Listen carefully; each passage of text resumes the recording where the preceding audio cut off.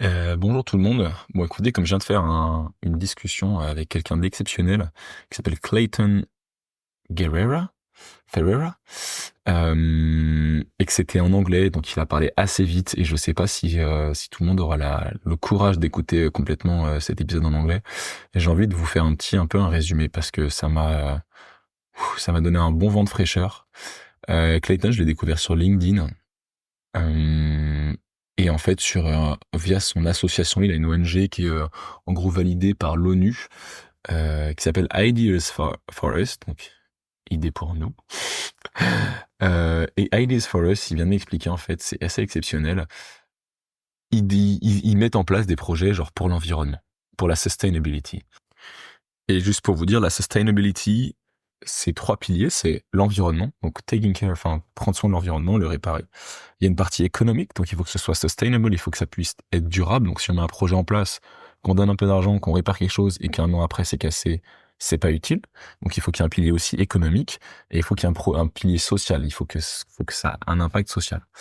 Et donc avec Ideas for Us, ils vont dans les communautés un peu éduquer, pointer du doigt les problèmes et demander les idées. Parce qu'en fait, il m'expliquait que partout où il allait, dans toutes les communautés dans le monde dans lesquelles il est allé, les gens avaient plein d'idées exceptionnelles, mais manquaient de moyens, de connaissances pour mettre en place leurs idées et mettre en place des actions.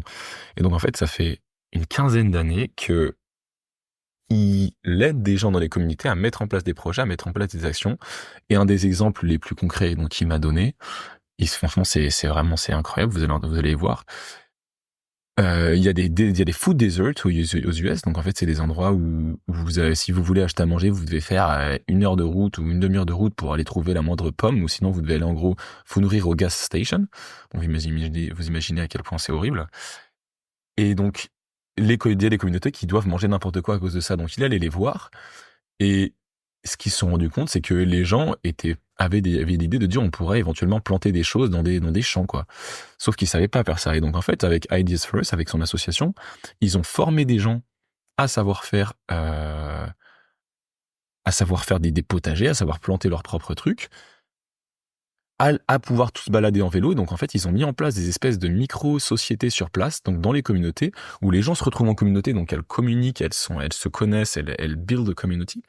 Et, et en même temps, ils produisent leur propre nourriture dans des endroits qui avant étaient juste globalement des pelouses pleines de pesticides. Ils font de la bouffe bio qui revendent. Et donc en fait, ça fait des années que grâce à ça, il y a des endroits qui peuvent manger bien, des gens ont un travail, euh, que les gens et que la communauté se rassemble, quoi. Donc ça, c'est un des exemples il m'en a parlé de plein d'autres projets. Enfin, c'est vraiment quelque chose d'assez beau.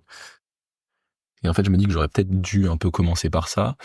Euh, il y a quelques mois, quand je finissais ma dernière mission de freelance, André Ullmann, donc le docteur André Ullmann, qui est passé dans un des épisodes de Changer d'air, qui est le père de la pilule du lendemain, m'a appelé pour me dire écoute, voilà Clément, j'ai un produit incroyable qui est un pansement à la cannelle. Donc il y a des gens, c'est quelque chose qu'on ne connaît pas, mais qui ont des plaies qui vraiment qui puent, qui infestent. Ces gens-là sont souvent des gens vieux, sont souvent des gens aussi ou qui ont des plaies issues du cancer, et donc qui sont en détresse totale, qui sont isolés. On parle de couples qui peuvent plus dormir ensemble à cause de la mauvaise odeur. On parle de grand-mères qui peuvent plus voir leurs petits enfants alors qu'elles sont sur leur lit de mort. Donc il y a vraiment un problème de plaies qui puent. Et donc André, avec son entreprise, ils ont développé un pansement à base de cannelle qui permet et qui marche, qui est vraiment la première solution pour ces plaies, qui marche vraiment partout, qui est en train de se déployer en Angleterre, en Europe, pas encore en France parce que c'est pas remboursé. Mais bref, il me dit voilà, nous on a ce produit qui marche vraiment bien. J'aimerais que quelqu'un aille ouvrir le marché américain, quoi. Et donc quand il m'a proposé ça, il m'a dit voilà, j'aimerais bien que tu y ailles. Au début, j'ai un peu dit bah j'aime bien la mission, mais je sais pas si j'ai envie d'aller faire un aller-retour aux US pour vendre des pansements à la cannelle. Il y a une empreinte carbone. Finalement, après, en fait, lui, il m'a assez vite dit, écoute, je comprends, mais de toute façon, je vais pas te mentir, je vais envoyer quelqu'un, donc que tu le fasses ou pas, cet aller-retour, il sera fait. C'est pas une excuse. Et en me renseignant un peu, en fait, il y a aussi quelque chose qui est quand on fait enfin, l'empreinte carbone dans son travail peut être, en fait, entre guillemets, répartie sur le produit. Donc, un produit qui aura été développé via des milliards d'allers-retours en avion aura une empreinte carbone supérieure qu'un produit qui n'aura pas été développé via ça. Donc après de longues réflexions, de discussions, c'est aussi une opportunité, enfin c'est aussi une mission exceptionnelle. J'ai décidé d'y aller, donc c'est pour ça que je suis arrivé en Floride. Et en allant en Floride, je me suis dit, il faut absolument que je rencontre des gens qui travaillent sur l'environnement, quoi, des gens qui ont des impacts positifs. Et c'est comme ça que j'ai découvert Clayton en regardant un peu sur LinkedIn, en cherchant les ONG. Et en fait, son ONG Ideas First, elle est juste exceptionnelle, quoi. Ils sont implantés partout dans le monde. Ils ont des projets vraiment incroyables. Et lui, c'est un biologiste à la base, donc en plus, c'est quelqu'un qui a une bonne connaissance, une bonne conscience de tout ça. Et donc voilà comment j'ai rencontré Clayton. Il a eu la gentillesse de venir me voir là dans lequel je suis à Orlando. Et on a eu une discussion vraiment géniale dont j'ai envie un peu de vous raconter un peu plus ce qui s'est dit. Ou déjà Clayton, si un jour vous allez aux US, et particulièrement à Orlando, il m'expliquait en fait qu'il y a la ville de Disneyland, la ville la plus touristique des États-Unis, donc vous imaginez l'enfer que c'est, des gobelets en plastique jetés toutes les 30 secondes, enfin c'est des 4x4 partout, c'est un délire. L'avion là-bas, c'est même pas un sujet, donc j'ai passé quelques jours à me dire waouh, on est un peu dans la merde. Et en fait, quand on parle avec Clayton, il t'explique qu'en 15 ans, le monde a quand même, enfin, même aux US, ça a changé du tout au tout, qu'il y a de la sustainability de l'environnement un peu partout. Et donc on a beaucoup parlé de voilà, qu'est-ce qu'on peut faire, comment est-ce qu'on se place face à ça. Lui, il m'a dit tout de suite, en fait, je pense que tout le monde le sait ici, mais ça va être la merde pendant les 100 prochaines années, même si on arrête le CO2 dès maintenant.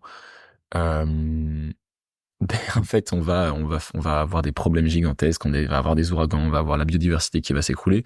Néanmoins, en fait, il y a tellement de problèmes que plutôt que de déprimer ou quoi, en fait, il faut voir, c'est l'opportunité de proposer des solutions et c'est pour l'opportunité de pouvoir avoir toute sa vie des projets qui apportent des solutions à ce problème gigantesque qui est le problème du climat, de la biodiversité. Et en fait, il explique qu'en plus, en faisant ça, à la place d'être bombardé des mauvaises infos, on rencontre tous les gens qui, de cette manière, donnent leur temps et donnent leur vie pour résoudre ces problèmes. Et donc, en fait, on change complètement de paradigme. On change aussi de paradigme puisque à la place de voir, en fait, tous ceux qui s'en foutent, on voit tous ceux qui font et donc ça donne envie de faire et donc c'est un cercle vertueux. Un autre sujet assez intéressant, moi qui m'a vraiment marqué dans le travail de Clay, c'est ce côté communauté, en fait. Et c'est une conviction, je partage un peu une espèce de croyance, c'est qu'en fait, c'est à travers la communauté et à travers des échanges vraiment humains qu'on peut vraiment avancer, quoi. Autant sur la partie sociale, sur la partie échange, sur la partie connaissance de l'autre. C'est dans des communautés où on vit le plus heureux, où on est le plus à même d'apprendre, de changer, de grandir. Mais c'est aussi en faisant des choses un peu plutôt que centralisées, mais décentralisées dans plein de communautés, qu'on peut avoir des structures, des sociétés résilientes, quoi. C'est pas en ayant un endroit dans lequel on fait pousser toute la bouffe et en menant toute cette bouffe dans tout le monde entier qu'on va bien manger, c'est mauvais pour tout, alors que si on fait pousser sa nourriture dans sa communauté, pour sa communauté, alors c'est meilleur pour la planète, c'est meilleur pour ce qu'on mange. Enfin, en fait, tout est dans la communauté. Les gens qui sont isolés, c'est à travers les actions locales, en fait. Il m'a vraiment marqué par ce côté. On essaye de faire émerger dans des communautés des projets qui soient résilients, qui permettent vraiment de résoudre des problèmes et qui connectent les gens ensemble, quoi. Et ça fait 13 ans qu'il fait ça. Il avance dans tous les sens. Et je trouve ça assez inspirant, en fait.